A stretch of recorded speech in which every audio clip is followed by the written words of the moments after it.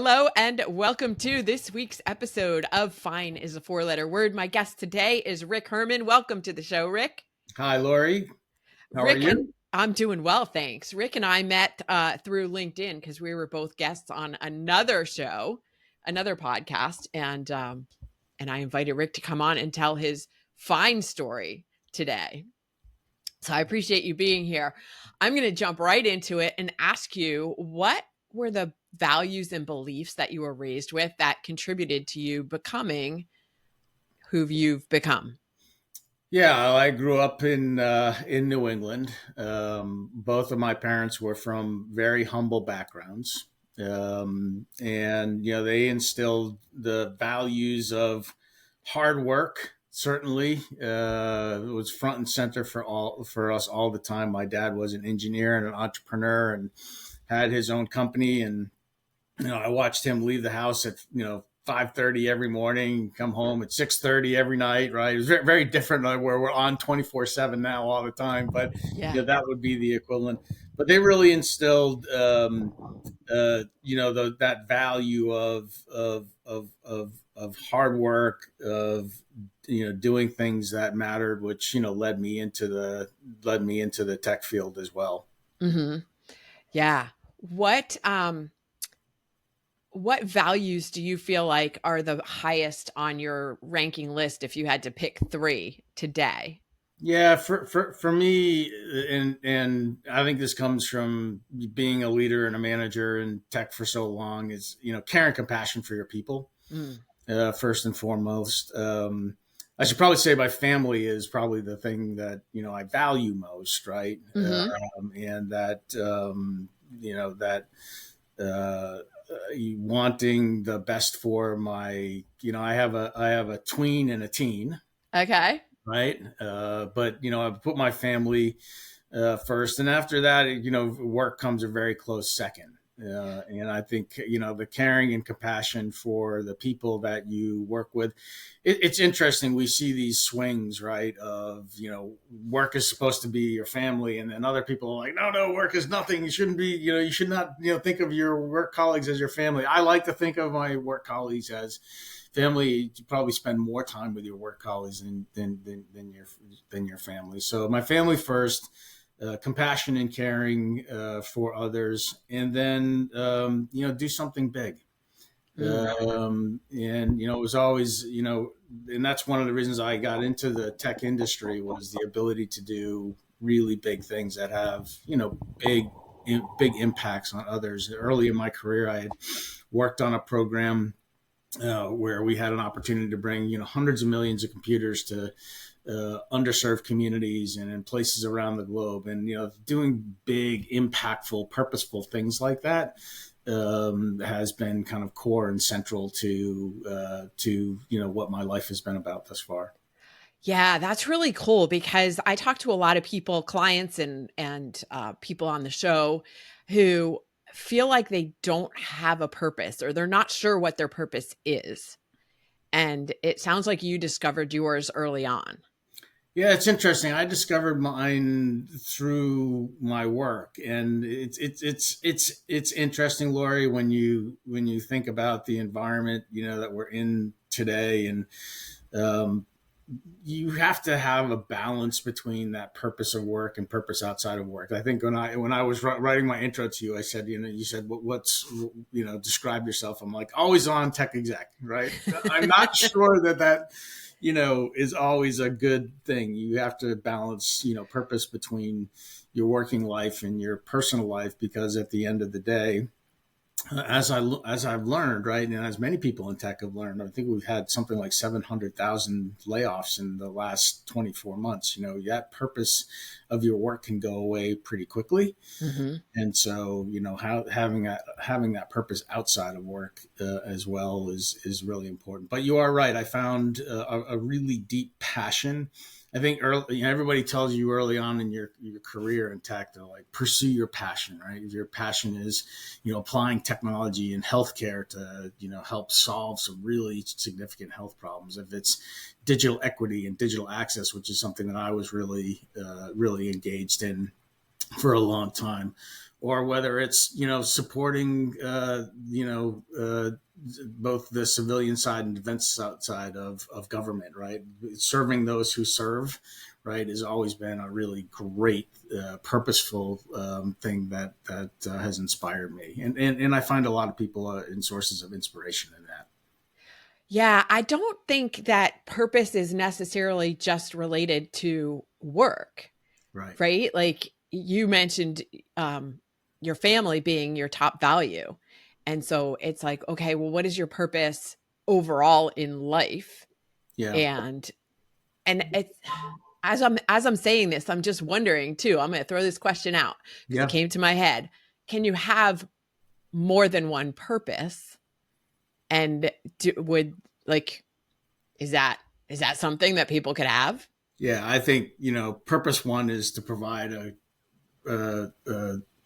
a great family environment for my kids, and then purpose two is to have purposeful work. Mhm. So I do think that you can have two things, and in many ways those things are not mutually exclusive. In many ways they support one another, Yeah, absolutely. from my perspective. So I do think that you can have. I think in it's interesting. How does your purpose change over time? Yes. And so um, when you're later on in your career and you're now thinking about, okay, when that second purpose, that purpose of work, well, what happens when that stops or goes away, Mhm. right? What becomes your purpose at that point in time? And I think that's a transition that a lot of people have to figure out. As you said, everybody does a good job with their financial planning for retirement, but not everybody does a good job with their occupational plan for retirement. And what is it that you're going to continue to do, and potentially you're not in a corporate environment anymore, or working at the pace that you have been for a very long time.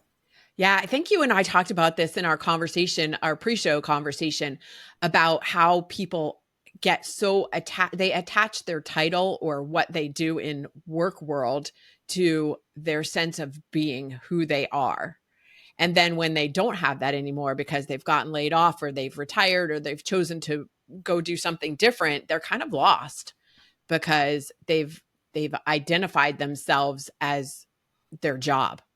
Yeah, I think that's true for most people. That most people closely associate who they are, what they are, with their job. I know that's true for myself, right? And it has been going really hard for 35 years in tech, and you identify with that. But then you also have to be thinking about the transition of, well, if that's not how I identify, what will identify with next, right? And so Mhm. I see a lot of folks moving into coaching as an example, right? Because people want to take all of the experience that they had and they want to be able to give back, and so you see this burgeoning coaching industry that's cropping up everywhere right now. I coach inside of my company as an example, and for me, when I transition out of the corporate world, it'll probably be doing something, giving back in coaching, and coaching a lot of young people. And there's a lot to give back. There's a lot of opportunity to give back to, especially I think younger individuals that are coming through the workforce, and growing in their own careers.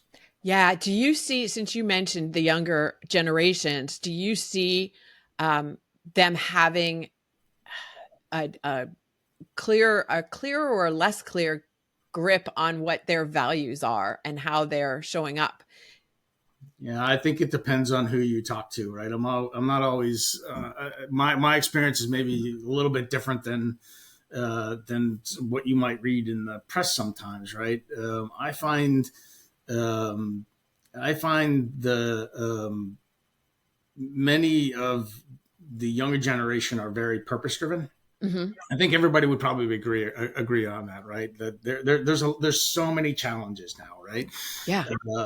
In the world to overcome, whether the political challenges, or health challenges, or climate change, right? And I think that I grew up in the, when Michael J. Fox was kind of what, we all aspired to. Yeah, yeah, same. Uh-huh. On Family Ties, right? Right? That business executives go strive, and I think that this generation is probably a bit more purpose driven, Uh-huh. and I think that's a good thing. I think one of the areas where I would disagree with maybe some of the narrative out there is I find a lot of the younger generation to be very hardworking. Right, people are saying, "Well, these folks they want more work life balance and those kind of things." But I actually find, at least with the younger people that I work with, they're very hardworking. They're very smart. They're really great. They've been really great partners. At least the younger folks that I've been able to work with. Okay, so the way you just said that the work-life balance thing, it makes me think that you maybe think that work-life integration is like mutually exclusive. Like they can't be hardworking and also have work-life integration. When did work life integration kind of enter the narrative? It became a narrative. That is, I'm a big believer in work life integration. Right, that Yeah. how you do it. Work life balance is probably an older term that we threw around, that you need to balance. But like if you look at your start living the sabbatical life paper, it is all about finding the time to rest, recuperate, right, refresh Yeah. yourself, right. When I was younger, that was not something we did, right. I know. Right. It was all about, there's a brick wall and you need to run through the brick wall, right. Or and we would often pull all nighters at work and all these kind of things. Maybe a much more hardcore. I don't. That was the way that when I started my career, you really pushed hard, Right. probably beyond what was good for your physical health and mental health. That's what I was going to say, to our detriment. Yeah. We did that. And I think it's admirable that people are now finally getting the memo, or seeing from watching the generations ahead of them, that that's not the best way to live, because it causes all kinds of issues down the road, right? Yeah. Like, I or love not even down the road, like it could be immediately, like your lack of sleep is a problem. If you're not sleeping, there've been studies that show that sleep deprivation is as dangerous or more dangerous than being drunk. Like Yeah. driving or working machinery and things like that could be just, if not more, detrimental. So there are actually um what's the word I'm looking for, like reasons beyond just I don't want to not do that. Yeah, and I think it's good, right? It's good that we're moving towards that work life integration. It's good that we're moving towards these types of towards the recognition of these things. I mean, there's such a tension around mental health Yeah. in companies, this I think some of the good things that came out of the pandemic, right? There were a lot of bad things that came out of the pandemic, but some of the good things that came out of the pandemic was a really good attention to mental health and to people's mental health. Since the show is called Fine is a 4-letter word, and I want to know about the time when you may have said everything was fine and it wasn't fine in any aspect of your life. What was that story? Yeah, I think you and I talked about the 40s being really great, Yeah. and the 50s, with the pandemic, all of the kind of social and political movements that we were undergoing, loss of a parent, these things where you're fine, right? You're Mhm. navigating these things, um, but those things, they temper I think they temper your joy a little bit, and how you experience once you've experienced some of those things, right, they begin to maybe, instead of everything being fantastic, right, things are just, they're okay, they're fine. How do you have the resilience, right, to continue to kind of push forward in the face of that level of adversity? And this is, things that is wonderful stories on your shows about people pushing through, big adversities, right? Whether they were health crises or mental crises or personal crises, and so just the whole, going from 40 to 50 and experiencing those things for the first time in life, kind of make things fine, right? Yeah. Yeah. Like and it's different. I mean, how you experience things in your 30s when everything is ahead of you, your 40s. I was starting my family. It was just a wonderful, wonderful time. And then 50s, hit, and you have the pandemic and all the uncertainty, and you have a lot of economic uncertainty and things that are happening. And now things are just, they're, you have really fabulous days and you have fine days. Yeah. Okay. All right. Well, Days that you don't, days that you want to be thriving, right? But they're not all like that.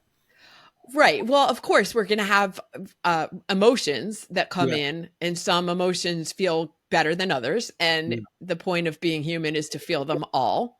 yeah. How would you say that you have managed through some of those ups and downs? Like, are there tools and techniques that you've employed to, you mentioned the loss of a parent, or, being going through something as big as a society as we did as the pandemic. So whether it's a personal or a societal shift, what have you done to help manage through those better? Yeah. It's interesting. It goes back to our earlier conversation, and there's a bit of put your head down and just, Mm. plow through it. Right. But, for me, it's really relying on my family, and the love and compassion that I have from my family. Um, that is probably the thing that sees you through most of the big adversities in life. You can talk a little bit about faith, and relying on a strong faith, and I think those two things, family and faith, help to really power you through. But things like things like losing a parent. I mean, those things are leave some deep scar tissue, right? They definitely do. And as we are, I don't know if I mentioned this in a previous episode, I've only recorded one, but Yeah, 2 weeks, as we're recording this, 2 weeks ago today was yeah, my father's funeral. So yeah. yeah, this is hard, I get it. And having been through these experiences, are there things that you are doing now to live your life differently? Yeah, I think I am taking more time to be. You talk about rest and reflection. Some of those things are much more important to me today than certainly when you were younger. I like to walk. I like being in nature. I like being with my family. On the weekends, you'll find us together at the kids' sports events, or you'll find us huddled around the TV with watching college football. Oh yeah, it's football season now. I Because did we have the the football. sad Florida Gators started off Right? Yeah, terribly. I don't that's even. right. Sorry. Let's not. um, but I think to be more reflective, practice more gratitude, is I think is a big one. We feel very fortunate, right, that we have everybody's currently healthy or pretty healthy, and kids are thriving, and so those are all really positive, good things. What do you do when you're walking? Where do you walk? I mean, not like specifically what trail are you on, because I'm Yeah. gonna come follow you. But when you're out walking, what are you doing? Are you listening to podcasts? Are you listening to music? Are you just walking in silence? What are you doing? This morning I was walking in silence, interestingly enough, because I was thinking about this podcast, and I was thinking about things that we might be sharing. But most of the time, I love to listen to podcasts. I love to listen to like Lex Fridman and tech podcasts, and that's always a great one. I'll listen to the BBC. I'm kind of a news junkie, right? Okay. I always want to be up on the news. Occasionally, I'll listen to some meditation, some music like that, and occasionally some old classic rock and roll, right? Oh So yeah, for we kind sure. of get a mix of everything depending upon what the mood is in any on any given day.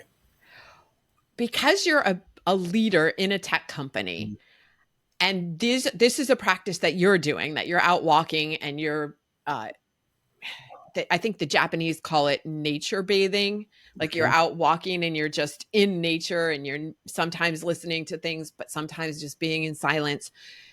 Eh, Do you do you share this with your team? Do they know that you do this kind of stuff to keep yourself balanced and grounded? And do you recommend it to any of them?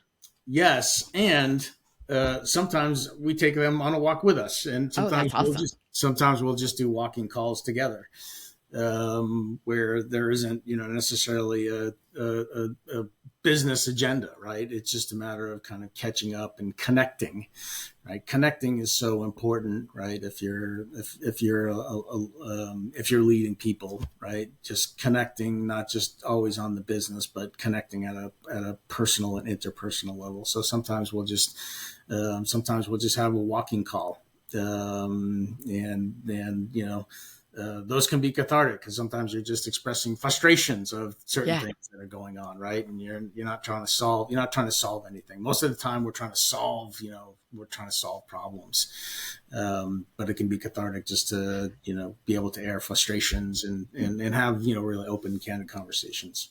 That is a really key point that you just mentioned, that it is, we're always talking about being grateful and finding the silver lining and not complaining. And at the same time, we are human. And it is really important to be able to create space to have those conversations where you can air everything out so that you can move forward. Yeah. Yeah, and so always having that space is good, and you try and give everybody that space, Yeah. right? So yeah. Did you have somebody who was a leader to you, or a mentor, who did these things, or did you learn by being managed by somebody who wasn't so good and you went, okay, I'm going to do the opposite of that? Oh goodness, I could tell you stories about not so good. I'm gonna sway on the side of the really great leaders and mentors that I had, and inevitably in your career you're gonna have a mix of both, really good and others that need areas where they could definitely improve on. I think the old adage that if you show you care, not just about the work that's being done, but deeply about the people, Hmm. their lives, is what I think differentiates a manager from a leader.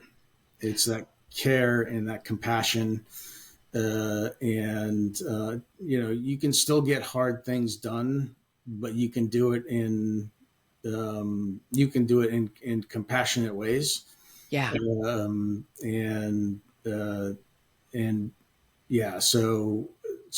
I've had some really good mentors and leaders that I worked with, for many years, and I think that's the other thing is, um, once you find a leader like that, you tend to stay for a long time, with a leader like that versus some of the more transactional things that I think we see in the workforce today.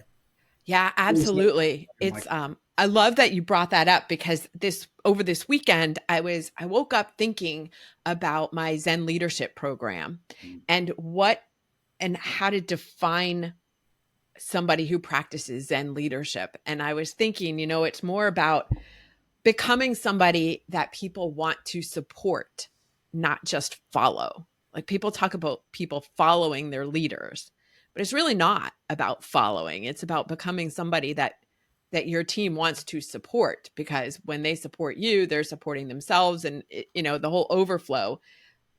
Uh, and it comes down to being the best version of yourself, so that that you can be somebody that they would want to support. Servant Leadership, right, is a great book, and so I've done a lot of study on leadership and this humble leadership or positivity or servant leadership, just as some examples, right, and that really leadership makes a huge difference. We talk about the well-being of people Yeah. in particular.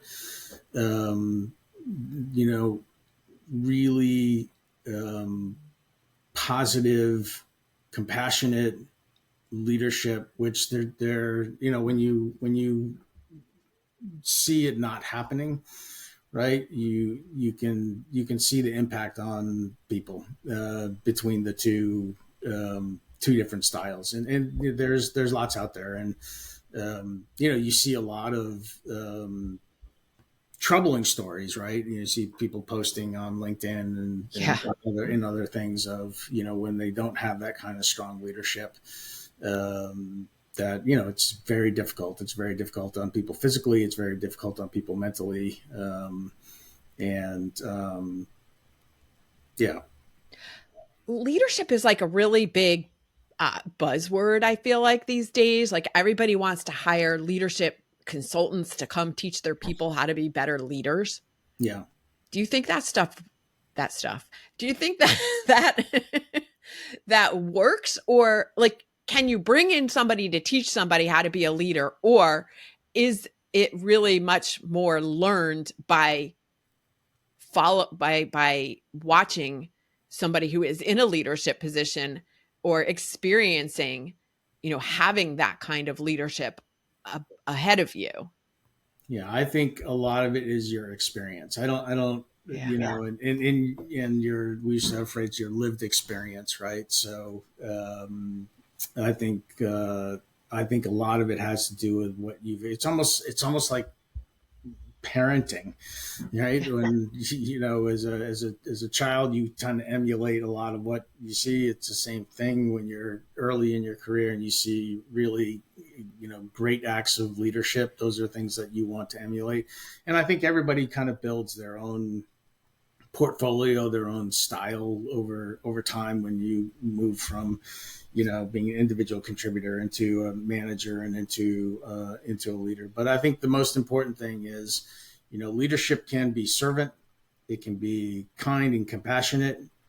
It doesn't always have to be hard driving, right? Yeah. You Yeah. still have to get results. I mean, at the end of the day, you have to get good results. But I think there's different ways to get those results. I've been really fortunate. I've had some great mentors over my career, and I've also had the opposite, right? Yeah. And so you learn from those experiences of how would I like to be treated, and you try and incorporate those things into your own practices as a leader.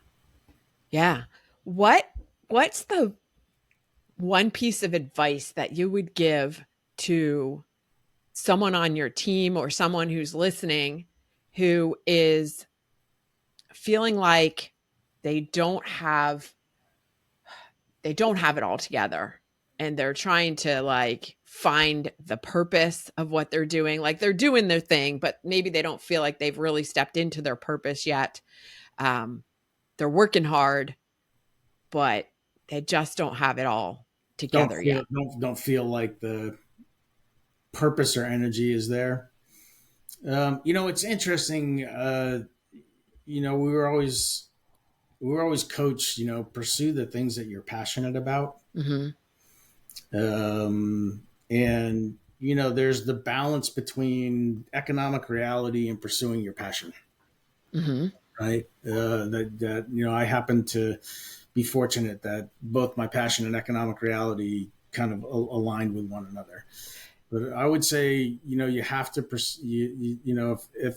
if sometimes it's just a journey. Like for me, I didn't know that ultimately I spent a couple years just working because I loved to work, right? Uh-huh. And it didn't matter what I was doing. I just loved to work and be productive. But then really finding a passion of bringing technology to others and those types of things, that became a life passion. But it took me a while to figure that out. And of course, that led me into going back to graduate school for these things, multiple times, and just really being inspired and passionate about it. I guess, one thing I would say is look for the things that inspire you. Mm. Look for the things that looks for the people that inspire you. Look for places where you're seeing big differences being made that might inspire you, and begin to pull on those threads and begin to track yourself in those directions or towards those things that you feel really deeply about. Good stuff. Thank you so much, Rick. All right, I'm not going to let you go until you answer my question. And you alluded to earlier about sometimes you listen to classic rock music when you're out walking. So, what is the song that you put on when you need an extra boost of energy? I know you want me to say something from Bon Jovi, but No, but I don't. but for me, right now, I think I love listening to Jelly Roll, Uh-huh. and I think the thing that I like about Jelly Roll's music is it's all about struggle and overcoming struggle. And some people have monumental struggles. Some people have little struggles. Sometimes, but they're struggles nonetheless. And so I like to listen to Jelly Roll because I like the fact that he kind of puts it all out there in terms of both struggles and redemption and overcoming adversity. And Okay. it's good music. Yeah, I agree. Is there a particular song that you I don't know if there's a particular song. I think anything right now from Jelly Roll is on my playlist. So Okay. All right. Cool. Well, thank you so much for joining me today, Rick, on Fine is a four-letter word. thanks, Lori. It was a pleasure Oh, being here. you know what? I forgot to ask. There's something else. Wait, before we wrap up, see, this is where if somebody wants to continue a conversation with you, where is the best place for them to reach you? Get me on LinkedIn. LinkedIn. Yep. LinkedIn, best way to reach me. All right. I'll drop a link to that in the show notes. Now we can wrap it up. All right, Thank you. super. Thank you so much, Lori.